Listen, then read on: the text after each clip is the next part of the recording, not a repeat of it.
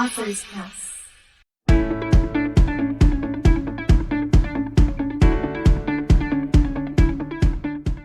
Hi everyone, today is November 24th, 2021. My name is Nicole Richardson and I'm gathered here today with Chuck Champlin, the author of Think Like a Molecule and For Wand. Why don't you tell us a little bit about yourself, Chuck? Okay, well, I'm 70 years old and I've grown up in a bunch of different places across the United States because my father used to work for Time and Life magazines. So I've been a writer like my father was, but I've also really enjoyed science because my mother was a chemist.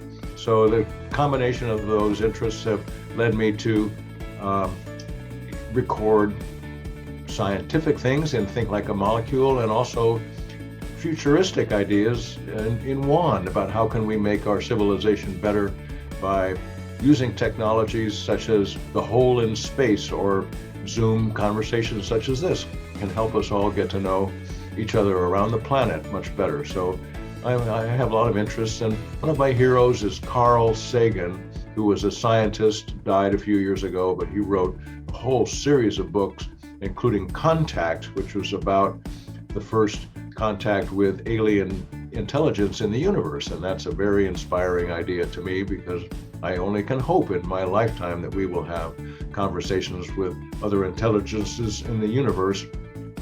And hopefully they're not the kind of intelligences that would enjoy eating us. What is the main message you want to get across to your readers for Think Like a Molecule?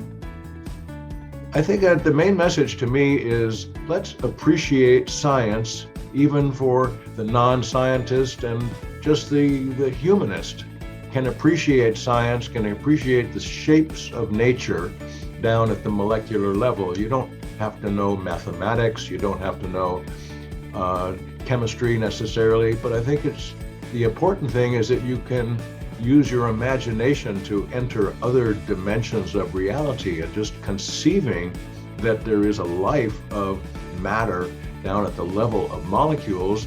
We all intuitively know that, but I think just taking it to a level of realism in your imagination helps us understand the range of scales in which our lives exist in the universe, from the very, very teeny small up until the vastly billions of light years across.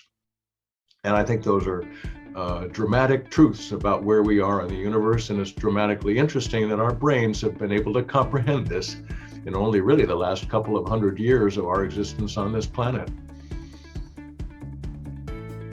Yeah, that's a lot to unpack for just one little book, too. Right. Well, that's what I've tried to grapple with, all of that. And, I don't pretend to be a scientist, but I do greatly admire what scientists are doing and the quality of the thinking that they do.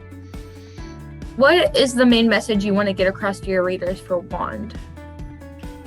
That the power of the human brain to imagine new futures is limitless, and it is the key influencer for the survival and prosperity of our species. Is what can we do in our imaginations, and to create ideas, and then to communicate them with magical devices like a pencil and a pen, and architecture drawings and so on, but also understanding the importance of communication among people, and the video teleconference communication that happened between a very, very poor section of Los Angeles with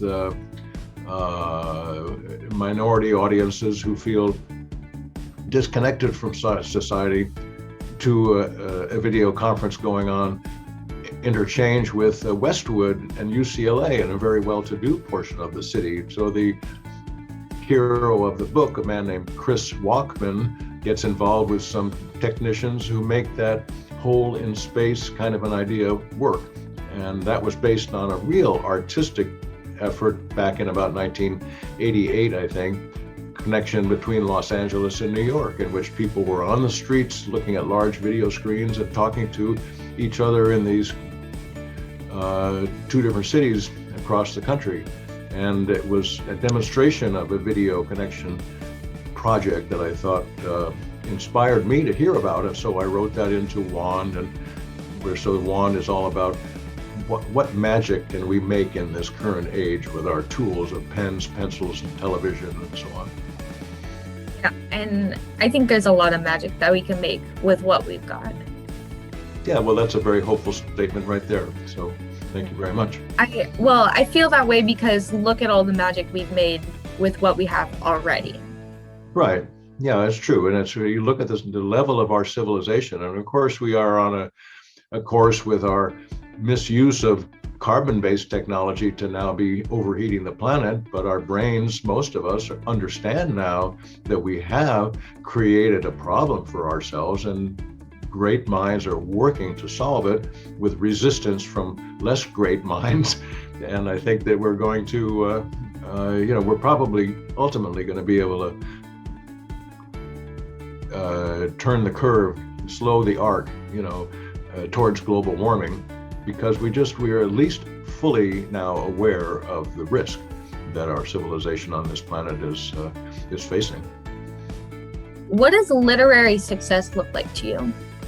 Well, I think the first level is just feeling like, as a writer, that I got my ideas down on paper, and so and then a book is there, and then now it's up to me to do what I'm going to be doing this coming week and at the Guadalajara Book Fair, to talk about the book, because my passion created the book. My passion sat me at the typewriter to write it down, and my passion wants to carry those ideas to new audiences. So the literary success is people such as yourself and anybody else intelligent person is able to say, Chuck, I understand what you're saying, and you're talking about things that are relevant to our current era and to our current state of humanity's hopefulness. And so success is engaging with people who are saying, Chuck, you did a good job. You tell us something important, and you did it in a way that's fairly coherent. So, but obviously real success is when some people say that's so compelling and they all want to buy the book, and the Authors Press makes millions of dollars from all the sale of those books. And so do I, hopefully. If you don't mind me asking, how old were you when you wrote your first book or your first story? Well, I wrote the Wand when I was about not yet 30 years old. Ted Turner, the founder of CNN, had put out a contest for asking people to write novels that would imagine the success of and survival of the human species in the future. And he offered a prize of $500,000 to the winning novel. Well, he ended up taking so much criticism that he never has offered that contest again. But 2,500 people spent probably as much time, at least, as I did, which was virtually an entire year, a little bit at a time, getting my novel Wand written to submit to the Ted Turner competition, and then get it turned in by the deadline of the midnight at New Year's Eve to 1990. And so that was 30 years or 31 years ago now.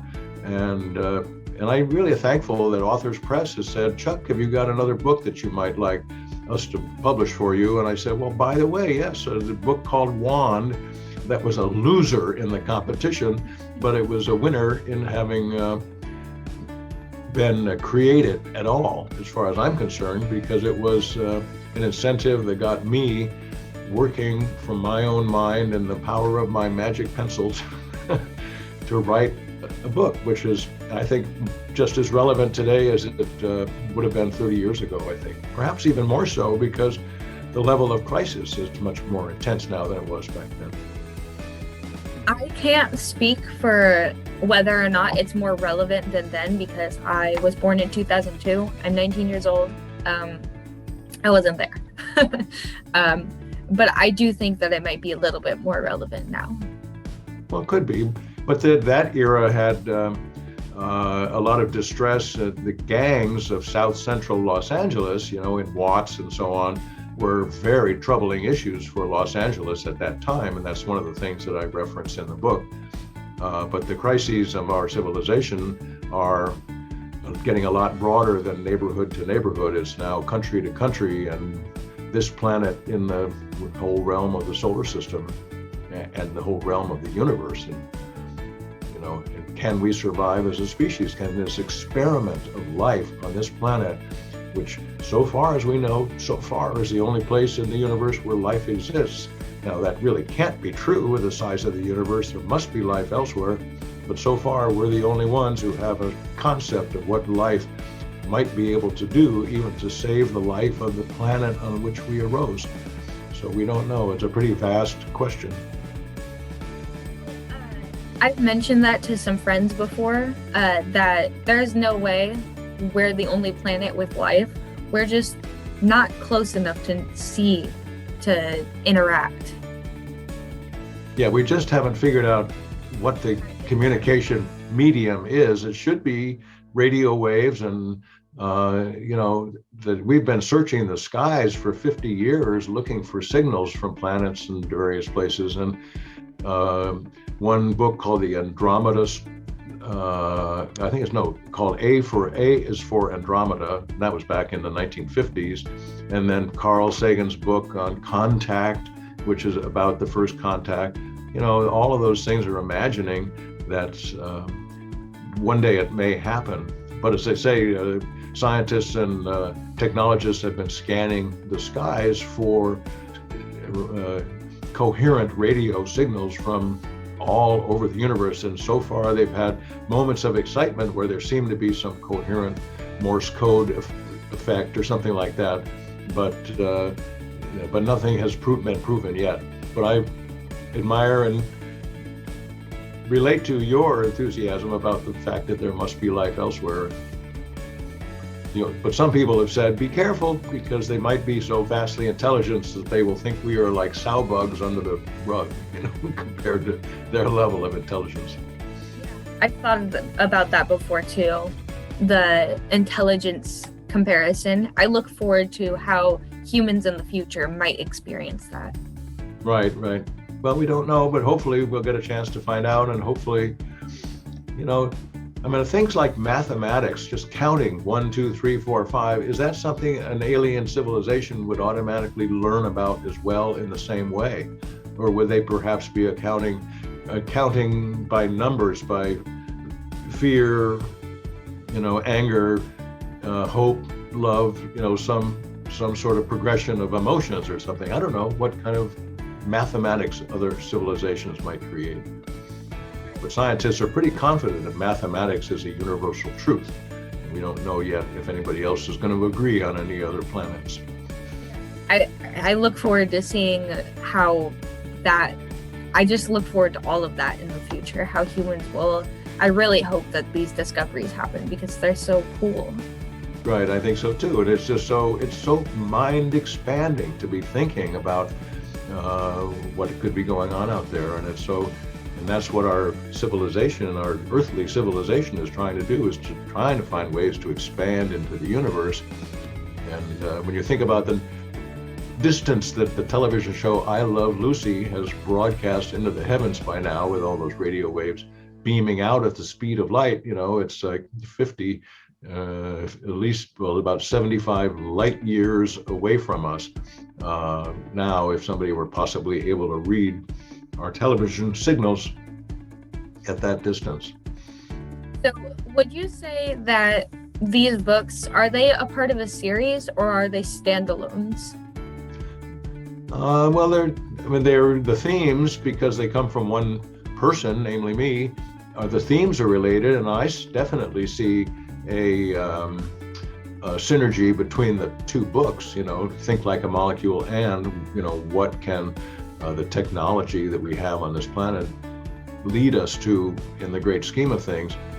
But I don't have a third book in mind. What I do hope to do in the next several years is to write an actual memoir, but I would probably weave a lot of the same themes into that memoir, about my discovery and about my mother, the scientist, and about my admiration of Carl Sagan and so on. But also just the idea, how does a human being engage with his or her own life to set out on whatever missions he or she may decide are important and worthy of their lives to undertake.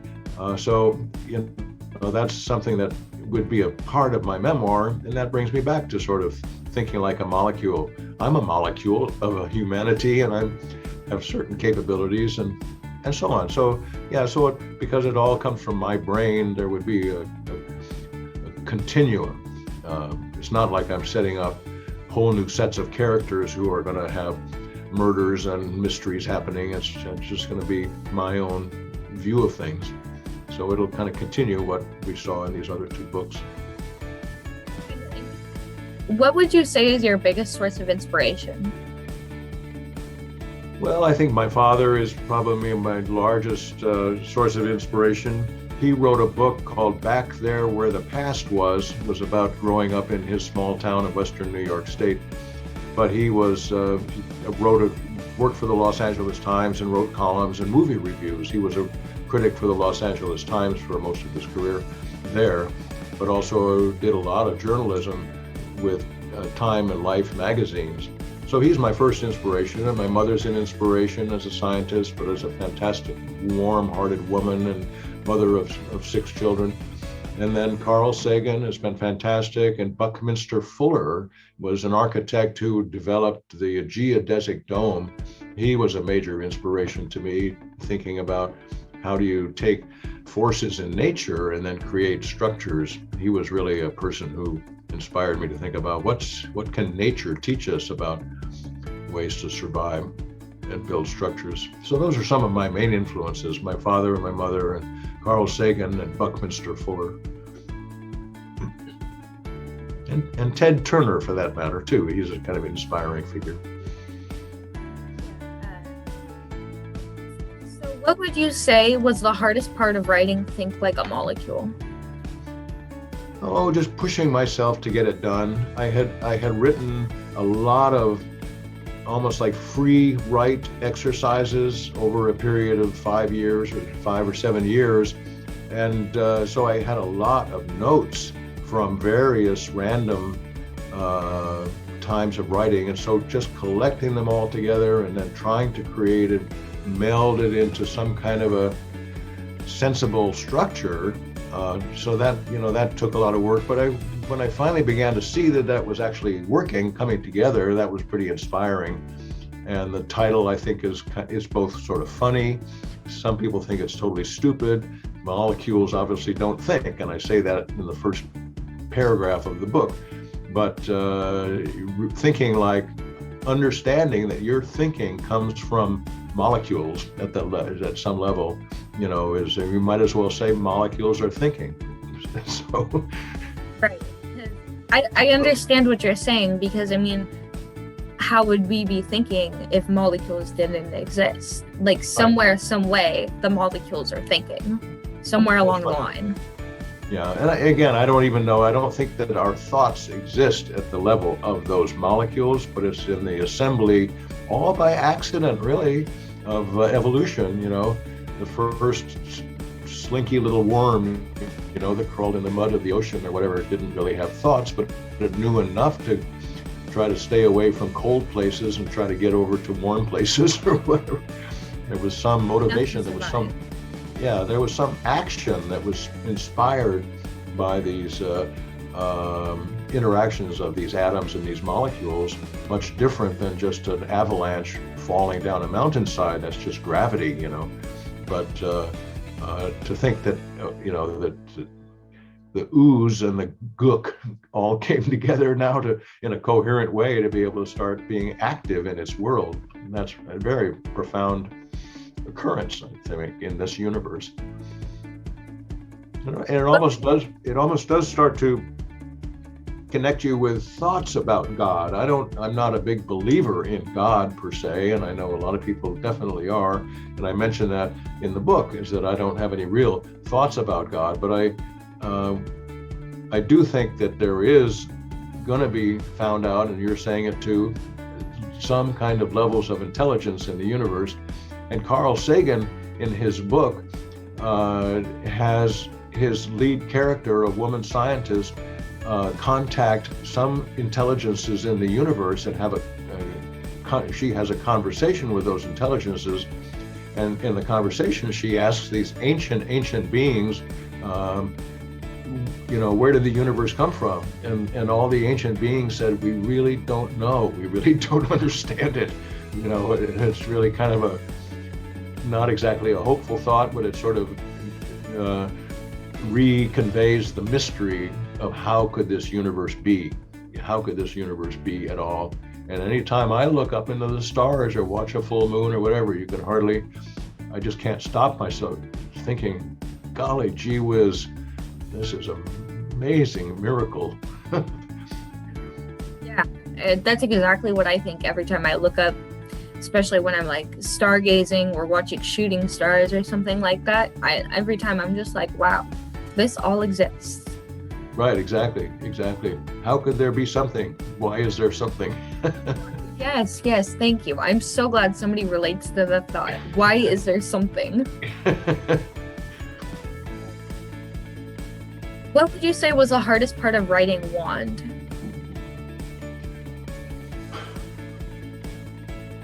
I can't remember, to be honest with you. I guess just keep going.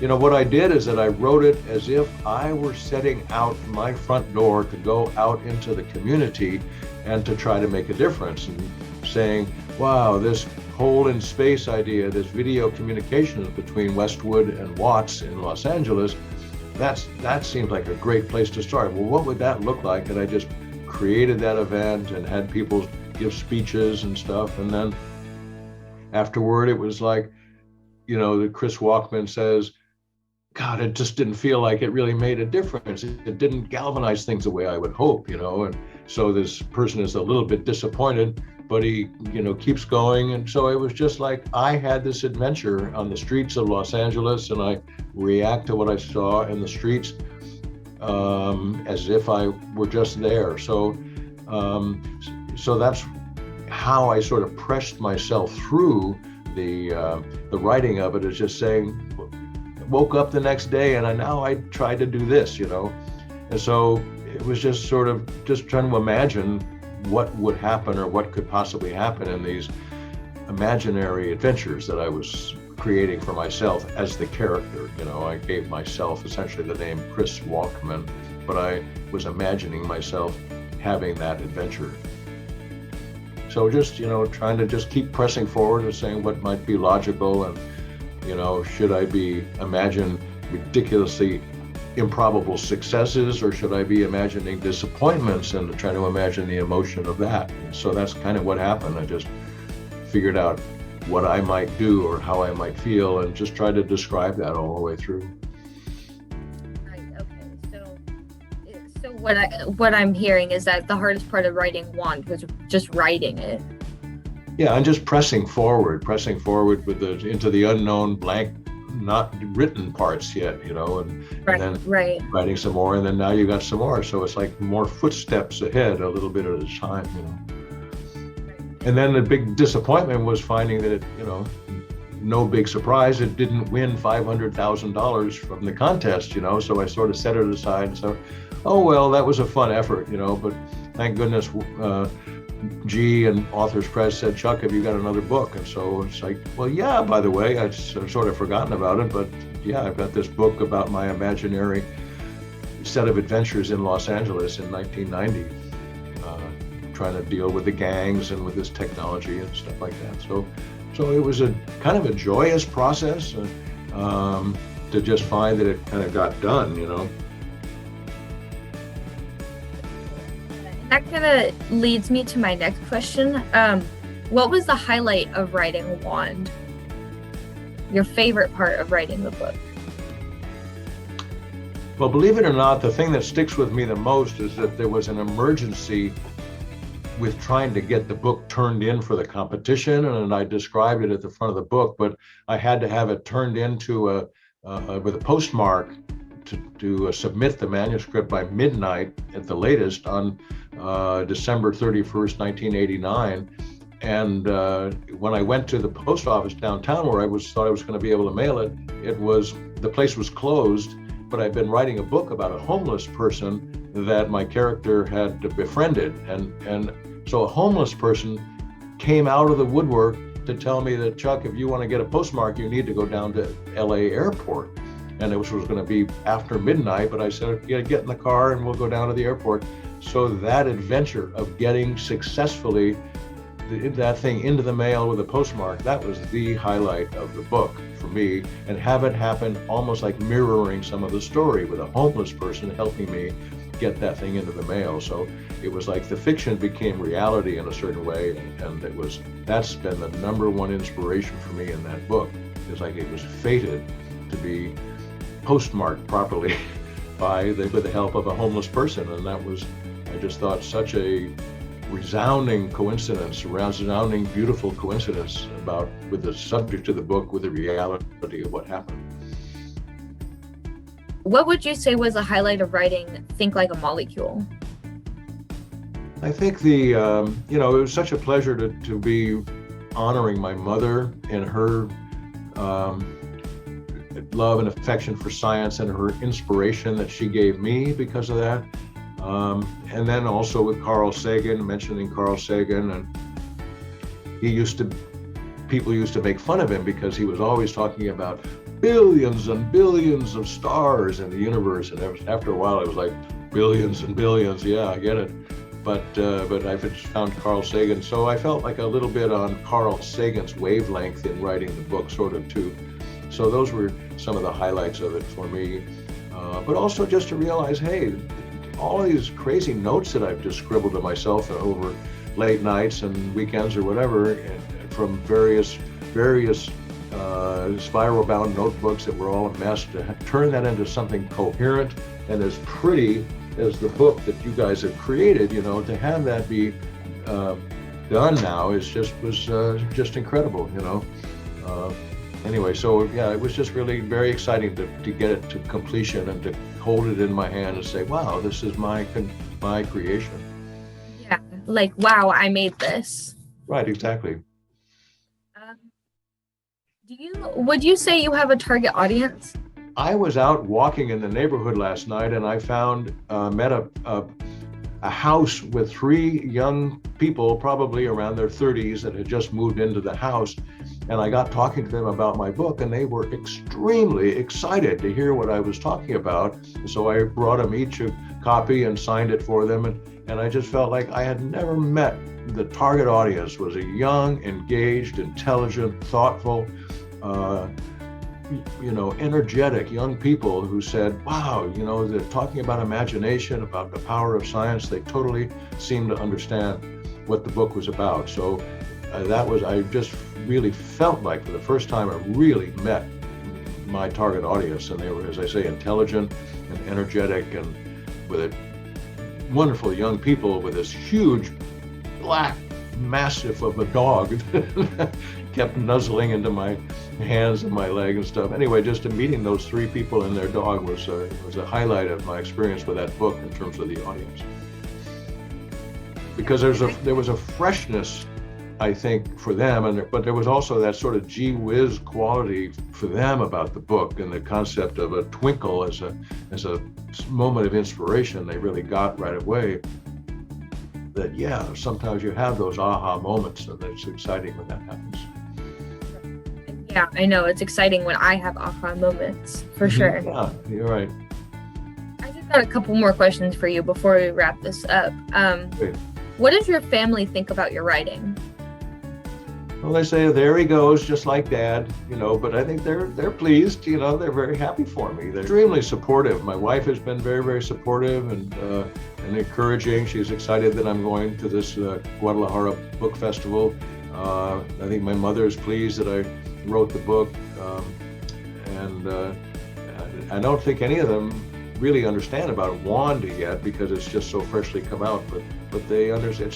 They kind of understand it's become my identity to be writing these things now. Yeah, well, I mean, you're a writer. It's part of who you are. Right, sure, yeah. So, where can readers find out more about you and your books? Well, I think starting at the Authors Press website, my email is chuck@champlinmedia.com. People can certainly email me with any questions. And then the books, certainly understanding me a lot more through either Wand or especially through Think Like a Molecule. Because Think Like a Molecule actually was a very personal statement. I even identify a series of landmarks in my career as just calling them little twinkles of, points along my life, using the twinkle as sort of a pointer.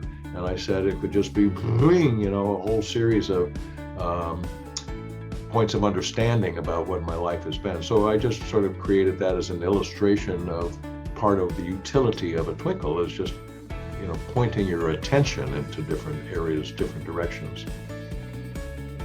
How do you feel about working with Authors Press? Well, I think it's it's a very engaging and very, it's a very aggressive outreach process.